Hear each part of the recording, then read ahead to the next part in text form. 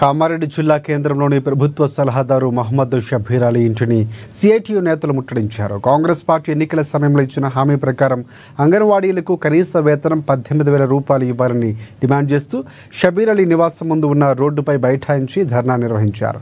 ప్రభుత్వానికి వ్యతిరేకంగా వారు నినాదాలు చేశారు. 40 సంవత్సరాలు అంగన్వాడీ సర్వీస్ చేసి ఉద్యోగ విరమణ అనంతరం బస్టాండ్లో ముష్టి ఎత్తుకుంటున్నారంటూ అంగన్వాడీలు ఆవేదన వ్యక్తం చేశారు.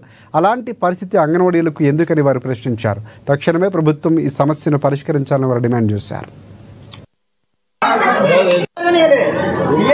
మా ధర్నాలు ఏంటంటే మేము PMC pre primary school start చేస్తున్నామని మాకు తెలిసిన నుంచి మేము గత ఈ 3-4 నెలల నుంచి మేము డైరెక్టర్లకు సీతక్కకు మంత్రి సీతక్కకు కూడా వినతిపత్రం ఇచ్చాము.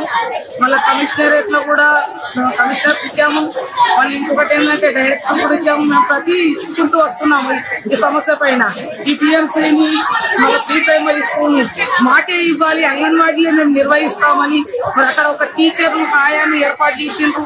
మరి అది చేయకూడదు, మేమే అది చేస్తాము, మేమే ఆ పిల్లలు ప్రయోజనం చేస్తామని చెప్తే వాళ్ళు ఇంతవరకు మాకు ఇవ్వలేరు.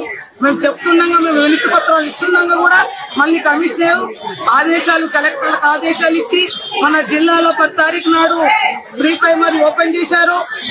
ఆ పిల్లలంతా మా దగ్గర ఉన్న పిల్లలంతా ఆ ప్రీ ప్రైమరీలో పోతుండ్రు. మా దగ్గర స్ట్రెంత్ లేకుండా ఉన్నది. గతంలో మరి మేము ఈ పోరాటం చేస్తున్నాము. మరి ఒకటి ఏంటంటే ఎఫ్ఆర్ఎస్ కూడా లబ్ధిదారులందరి కేసులు తీయాలంటే ఆ కేసులు సరిగ్గా రావడం లేవు.